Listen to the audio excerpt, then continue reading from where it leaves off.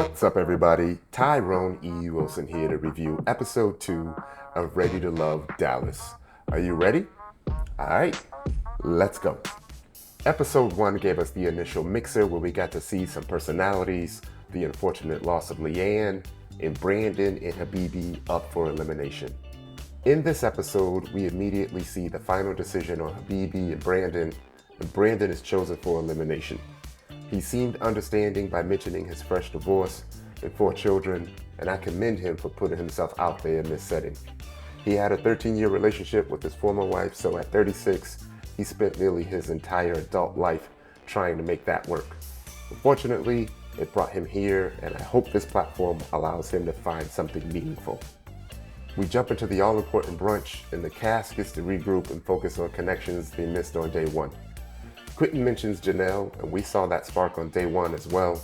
There are multiple shots of them arm in arm, so we'll see. Like Andre from last season, I'd say physical touch is her love language. We get to hear more about Marvin's erotic background, and I like the fact that he stands tall in his truth. Everyone should do that, especially at the beginning. Someone will like it, and right on cue, we get Unique's reaction. I like where this is going, and she seems to like it too. BB mentions his energy doesn't match with the majority of the ladies, and it's definitely showing. Tequila's body language seems to have changed in the last 24 hours. Sierra admits his energy is a bit much, and Janelle wants nothing to do with him at this point. Red and Unique discuss his thought job. Red feels disrespected. She didn't mean for him to take it that way, and he immediately mentions they're both thoughting since they're in a similar industry. I do have more to say about this, but here's my 2 cents. If you notice, she immediately denies it, and he still never has. In my opinion, Red is comfortable with having options when it comes to women, and his approach, what we've seen so far, is a bit assertive and a little controlling. He said maybe his person is somewhere else, and she immediately walked away. I'm guessing she knows more about Red than she's saying. Tequila set up the first group date, and you could see a lot going on here. Phil was immediately pressed by Tequila on why he distanced himself from her. You could see the disdain for Habibi growing because of his comments. He even admitted to being a cheater not once, but twice. You could see Red's assertive nature, and you could also see tension building amongst the ladies. Aries hosted a date with Jessica, Sierra, Quentin, Chris, and Herbert, and I noticed she admitted to a few possible connections between Jessica and Chris, and her and Quentin. Again, sex is immediately brought up.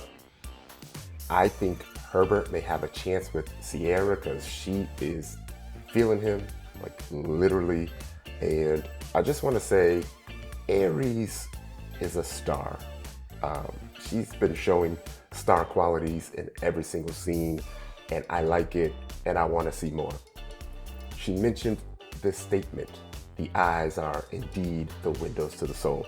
I just want to say that was my very first ever Instagram post. It was my way of opening up to the world and letting the world see me. So that statement really hit home, and it was really good to see.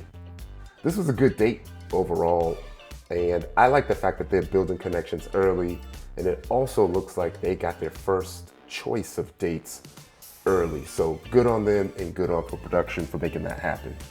Our very first one-on-one date is with Sierra and Habibi. She asked him to be a little more serious, but instead he made another off-putting comment about her mom. By my count, he's offended every woman he's been on screen with. It's not looking good for him. Lee sets up a date with Quentin, and there was an obvious spark. They seem to be in alignment the most out of all the cast members. He's liked her from the beginning, and we even hear Lee say he likes her legs. I see a triangle brewing with Lee, Quentin, and Aries, and maybe even Janelle. The ladies' lounge started off pretty normal, and we got to see reactions when the same connections are mentioned. That's also a way production speaks to us.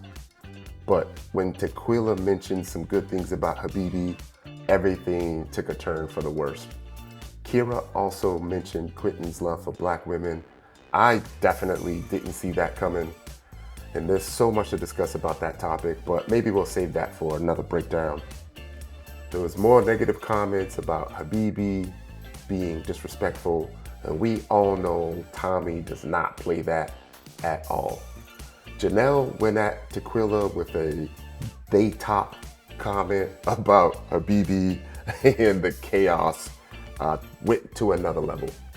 In fact, it felt like they were preparing us for that because Tequila's first words were about her being the home for drama. She even mentioned that if Habibi is eliminated, she wants to be eliminated as well, so I guess she is still ride or die for him after all. The bubble dates included Habibi and Sierra, and Red and Kira. We got Red being assertive again, Habibi making bad comments again, and in the end, Red got another chance, and Habibi was just too much for the ladies at this point. If you've seen me on Sabrina's panel, then you already knew I didn't think it would end well for him. I hope he can learn from his experience and use it to grow into a better version of himself. All right, so in my last breakdown, I mentioned that this was the new woman ringer for the show, but it was indeed Tequila coming back. Also, in the current preview for this week, they didn't show much, but I caught that new guy in a previous promo. Lastly, we get these shots of the new woman, and Chris definitely agrees with the choice. I'm wondering how this will shake things up and who will take a liking to her. I'm guessing everybody. Let me know what you think in the comments, and thank you for supporting the channel. Let's go!